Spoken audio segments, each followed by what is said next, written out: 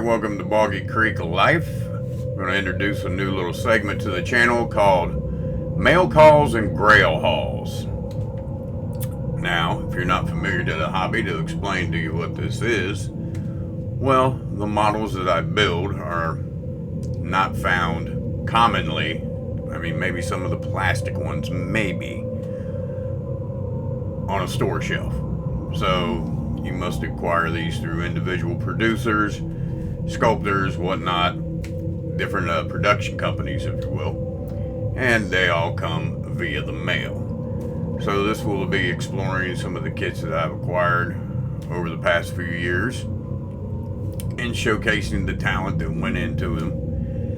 And once again, if you're not familiar, a Grail kit is a kit that someone holds dearly. You know, they severely, oh, this is awesome, I gotta have this one.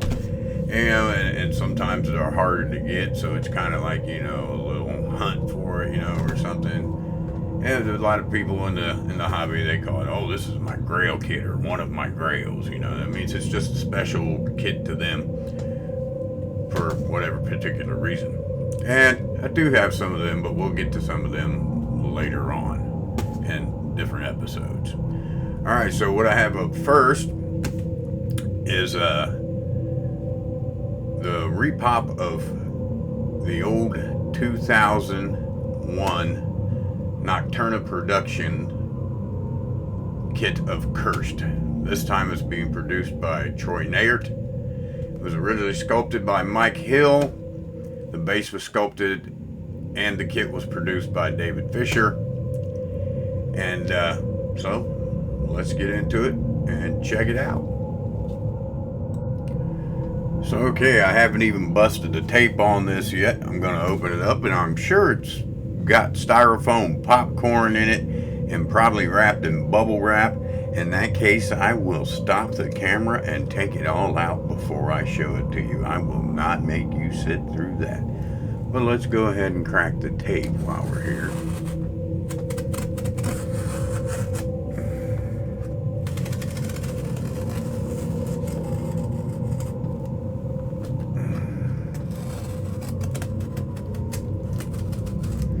Always be careful with your handy dandy X-Acto knife.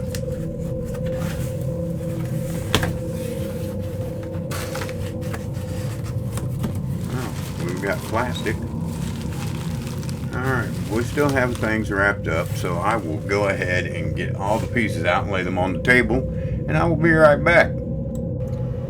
Alright, so I got everything unpackaged and laid out here, and you can see this 1/6 scale. It's pretty big.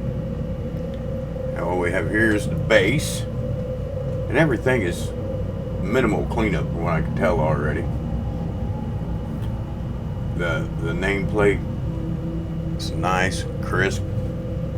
The texture on these stairs is just, it's going to be a blast to paint. And I was looking, and you can see, well, you probably can't see, but I read it to you. There's an inscription right there that says, you know, copyright 2001 Nocturna Productions, figure sculpted by Mike Hill. So I imagine this was on the original sculpture as well. And also, if you look at the bottom of the torso, right there, it says Mike Hill 2000. So, yeah, I don't know what this will do to the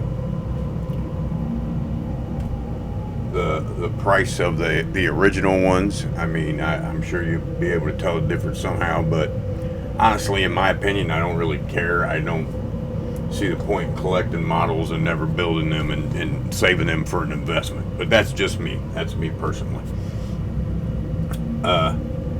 Just the detail on these sculpts. Okay, Oliver Reed there, Leon.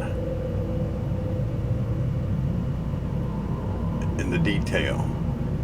I can't even imagine sculpting a head that small, let alone making it look like the actor. I mean, it's just, it's awesome. And the textures of the hair. and Yvonne Romaine here, only billed as servant girl in the movie. Just, I mean, if you can see it, it's even got her eyelashes on there. And that's how she goes. She's laid back. He's carrying her. Doesn't have as many pieces as I thought it would. I thought the figures would actually come separate, but you know, I didn't know, as I did not own the original kit years ago. But all in all, it's a great sculpt, great reproduction by Troy Shadow Creations. You can check him out there on Facebook. I don't know if he has any of these, more of these for sale or not, but you can look him up and ask. Like I said, very, very clean, excellent molding, just an all-around great kit.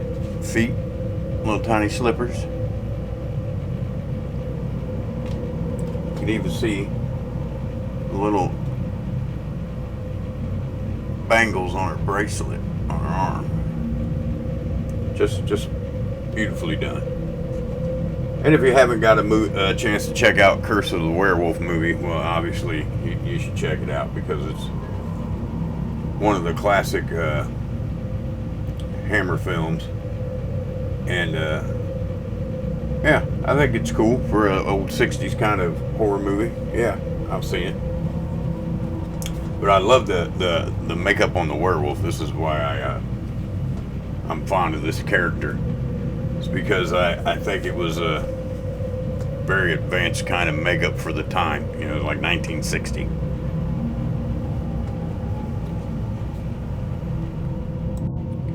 So all in all, he will be standing on the base like such and holding her passed out in his arms, and you get the picture. It says 1/6 scale, probably about, I'd say that's probably a foot right there, so it's probably about 15 inches or so high, 16, something like that. I have a tape measure, but I ain't looking for it. Alright, so thanks for stopping by and checking out the re-release, repop, whatever you want to call it, of Cursed, from the movie Curse of the Werewolf, sculpted by Mike Hill. Produced this time by Troy Nair, Shadow Creations, that's Creations with a K, on Facebook. And let me know in the comments if you enjoyed it, you know, if you'd like to see more of these. And I'm probably going to put them out anyways, because that's what I do. So just remember to have fun, do what you're doing, mod along, and watch out for the full moon.